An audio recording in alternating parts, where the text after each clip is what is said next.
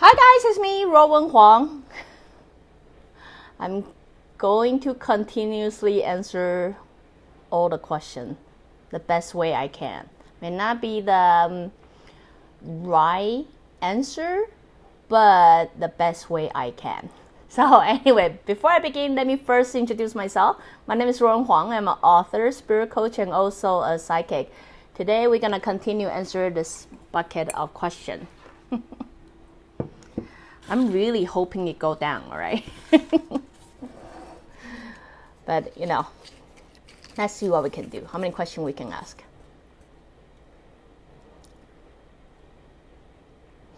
They want to know that recently there are many classes, lesson teaching people how to open up their sixth sense and, develop their right brain or the third eye or,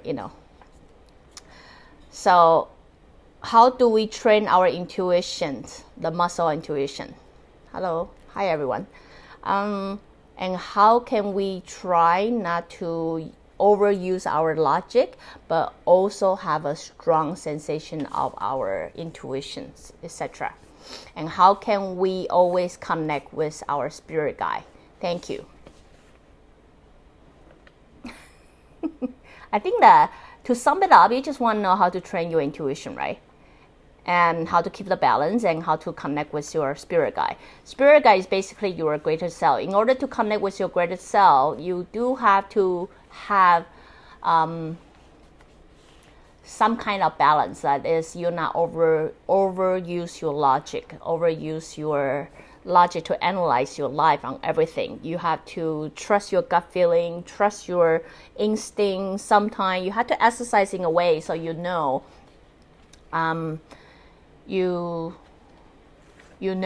what it's like. Yeah, I do answer this question over and over again, but I'm going to try my best to answer it again.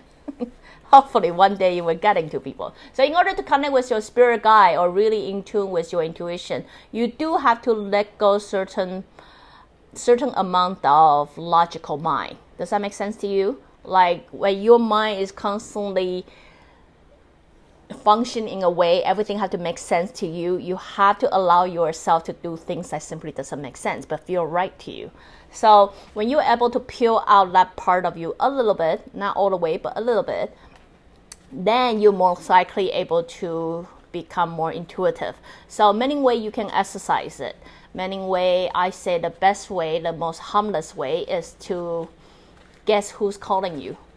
Guess who's calling you when your phone rings. That's a very basic intuition, all right? So try to guess that before you pick up the phone and then see how accurate you are. You may eventually find out you are more and more. And then, when you are able to listen to your heart a little bit more, listen to your intuition or gut feeling a little bit more, then you might also understand what it's like to be connected with your spirit guide. So anyway, hope that answers your question. I could, I did talk about this all the time, but, as I say, we just... No, sorry. Somebody said I only do broadcasts when they're sleeping. Yes, I like to do it when nobody's watching. There are some psychic out there, they always talk in a language no one understands. Is that really the higher spirit's language? Like, alien language? Honest with you, I've been connecting with many different spirits in different level, different thing. I do have to say, spirits are able to communicate disregard what language you speak, unless they are ghosts. They hang on to certain language. Otherwise, I would say most of the spirits, it's kind of like an imprint. So it's not really a language, it just imprints. And then psychic themselves will have to interpret that feeling based on that feeling, that imprint that they get, and then they speak the language or describe that feeling that they had based on the knowledge they know. So I always say it's very important. You have to have a minimum understanding of the psychic that you talk to, then you understand what language they use, right? So for my higher spirit said this to me a long time ago, at the beginning of my psychic journey. She said, whatever you say, you have to make sure a 6 years old will understand, no matter what language they say. So this may be also why many people criticize like what I share is not deep enough. It's mostly because whatever I say had to be understood by the 6 years old. At least that's the guideline my higher spirit give it to me. So I believe if they are truly higher spirit, if they are truly higher spirits, and then they truly have a message to preach or to share with you all, most likely they will share in a language that you understand. They would not be a language that you do not understand. So I don't know why people choose to speak a language that nobody understands. But then again, that's my only personal point of view, because if a higher spirit wants some psychic to channel them, but then speak it out the language that nobody understands, that already defeats the purpose, isn't it? But anyway, that's just my personal point of view. May be right or not right. So the third question, let's see how many questions can we go. It's so weird. I always pick up like such a thick paper. Like I know it should be, big question. But anyway, other than tarot card, there's also oracle cards. And would like to know how does oracle card work? Is it different from tarot? And some people who creating those cards, such as Doreen Virtue, say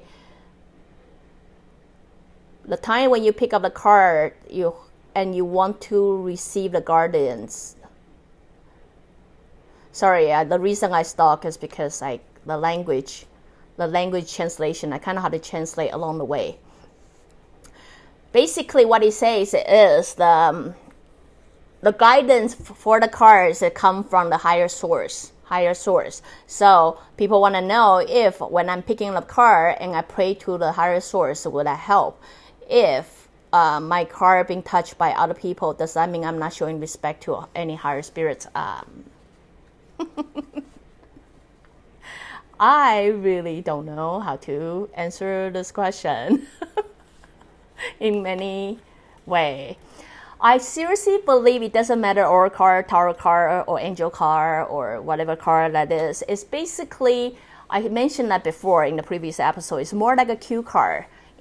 Whatever it is, however way you present to yourself, is more like your higher spirit try to give you a little bit clue, a little bit cue. Sometimes you might feel lost, so therefore that give you a little bit hint, so know which direction you're going.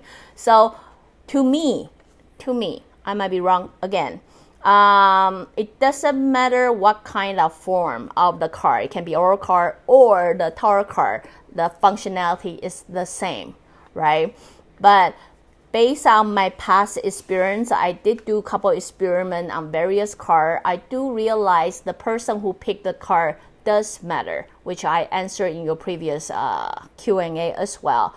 So, whatever question you ask, I believe whatever question you ask, if you can be very truthful to yourself, and then bring yourself to that the moment of present, like being present, then most likely you will get the answer more truth to your heart. It doesn't mean that you have to pray for, of course you can pray to God, ask them to give you strength, courage, or whatever anytime you want. But I say in regard to want to know a little bit clue regarding to your life, I say the best way to pick a card is not through third party, but by yourself, and try to bring yourself to be true to yourself, and most likely you will get the more authentic answer to your question.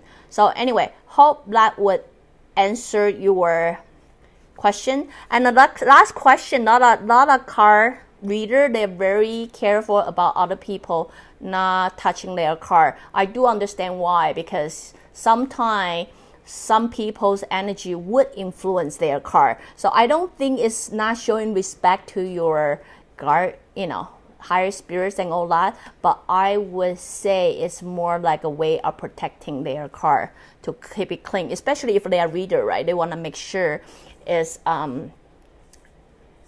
they can protect it, their card energy in a way they can benefit the next customer. So anyway, hope that answered your question. Let's try one more.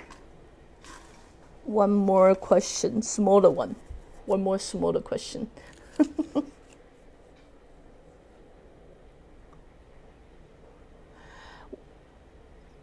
In Asia, I think this question happened mostly in Asia. The spiritual evolution, if they bring some mission or command from the, when they were born and they didn't fulfill that, would they be punished? Would they be punished? No. At least answer to your question from your perspective, I would say no, not that kind of punish. But for me, I personally believe, we come here to find a way to evolve our spirits. That itself is a mission. If you live your life going through all the trouble that you already gone through, and then you're still not able to bring yourself up to either be happy or feel more content or more satisfied with your life, I will feel it's such a waste of time. You know what I mean? That means most likely next life you have to plan the same thing again. So why don't we just do it this life, right? So that itself for me is already a punish. So I don't think it's gonna be punished like someone whipping you or anything like that.